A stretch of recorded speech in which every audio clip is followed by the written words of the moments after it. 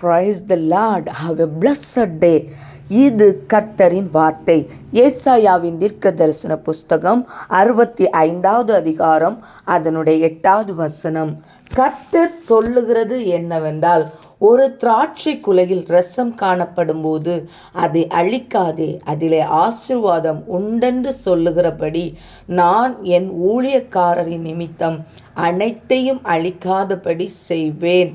Thus says the Lord, as the new wine is found in the cluster, and one says, do not destroy it, for a blessing is in it, so will I do for my servants' sake, that I may not destroy them all. Amen. அன்பான தேவனுடைய பிள்ளைகளே, ஆண்டவர் என்ன சொல்லுகிறார் என்றால், ஒரு திராட்சை கொடியில் உள்ள கிளைகள் இருக்கு இல்லையா, அந்த கிளைகளில் காய்கள் காணப்படும் போது அதனால் பலன் உண்டு, அதை கொண்டு ரசம் உண்டாகும் என்று சொல்லி காணப்படும் போது அதை அழிக்கக்கூடாது. பொதுவாக திராட்சை அந்த தோட்டங்களிலே ஒரு பருவம் முடிந்து ஒரு பருவத்தில் உள்ள பலன்கள் எல்லாம் பெற்றுக்கொண்ட பின்பு அதன் இலைகளை நறுக்கி வெட்டி சுத்தம் செய்வார்கள். அப்படி சுத்தம் செய்யும்போது அதிலிருந்து புதிய கிளைகள் முளைத்து அதிலே புது கனிகள், ஆமீன், புதிய நற்பலன்கள் அவர்களுக்கு கிடைக்கும்.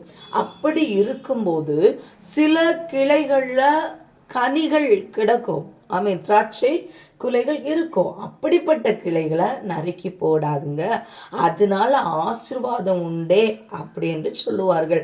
அப்படி சொல்லுகிறபடி என்னுடைய ஊழியக்காரர்களிடத்தில் சில பலன்கள், சில கனிகள் கிடைக்கும்போது அவர்களை நான் முழுவதுமாய் அழிக்க மாட்டேன். அவர்களிடத்தில் பலன் இருக்கிறதே, ஆகவே நான் அவர்களை அழிக்க மாட்டேன் என்று ஆண்டவர் சொல்லுகிறார்.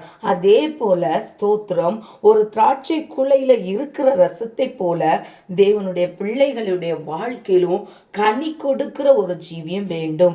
அதனால ஆசீர்வாதம் நமக்கு உண்டாகும். கனி கொடுக்கும் போது கர்த்தர் நம்மை அழித்து போடவும் மாட்டார்.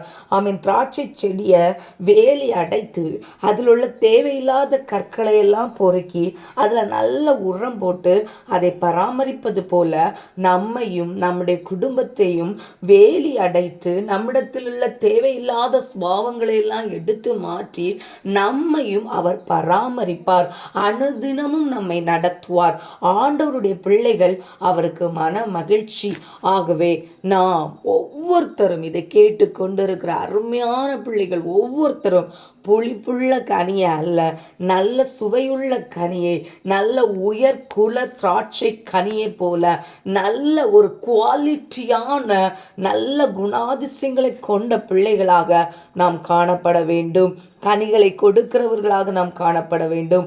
ஆவியின் கனிகளாகிய அன்பு, சந்தோஷம், சமாதானம், நீடிய பொறுமை, தயவு, நற்குணம், விசுவாசம், சாந்தம், இச்சை அடக்கம் போன்ற கனிகளை நாம் வெளிப்படுத்தும் போது இதனாலே பரலோகத்தின் தேவன் நாம் ஒவ்வொருத்தரையும் ஆசீர்வதிப்பார். இன்றைக்கு இதை கேட்டுக்கொண்டிருக்கிற தேவ பிள்ளையே, நீ உன்னுடைய வாழ்க்கையில் கனி கொடுப்பா என்றால் நிச்சயமாகவே தேவன் உன்னை ஆசீர்வதிப்பார். God bless you. Amen.